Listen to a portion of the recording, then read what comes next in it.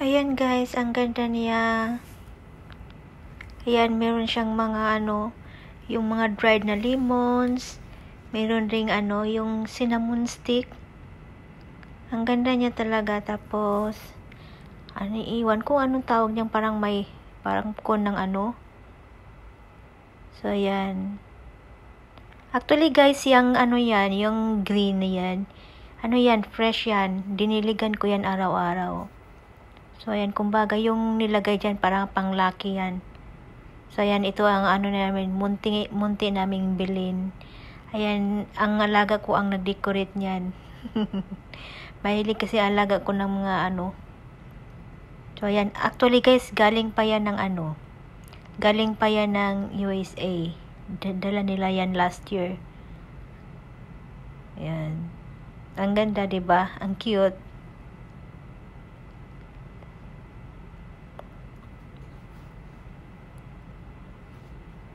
Tapos meron ding parang mga ng mga ibon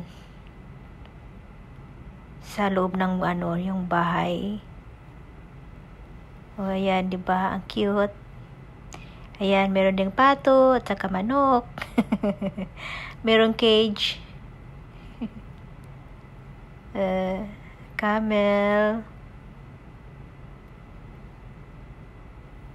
At siyempre sinama niya pa yung niya, yung parang sa yan, candle yan.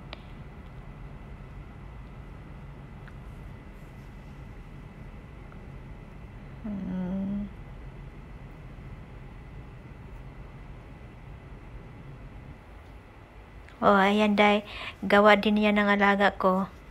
Akala ko yan, kahoy, cookies pa lang, totoo yan. Gawa yan ng alaga ko, 'di ba? Ang yan, creative kasi yung alaga kong bunso. Ang ganda niya. Hindi na yan masira agad yan, guys. Hanggang Christmas yan kasi cookies yan eh. Ilagay namin yan sa sa living room.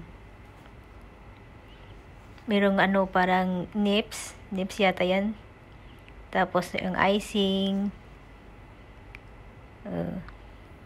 Ayan, ang Christmas tree namin. Actually guys, ngayong taon, yan, konti lang yung nilagay naming pang dyan. Yung mga sinabit namin dyan. Compared last year. Tapos yung kahoy na yan guys, yan, presko yan. Diniligan ko din yan araw-araw. Simple lang, 'di ba? So after Christmas guys, yan, itapon na namin yung kahoy na yan. Kasi hindi namin pwede yan hindi pwede yan iligpit.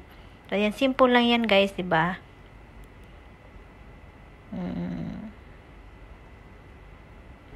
So ayan guys, iyan naman ang namin guys. Grabe, 2 days talaga ang pagkabit niyan. 2 days ang pagkabit. Palibot sa bahay namin, lagyan ng ng Christmas lights. Ang cute.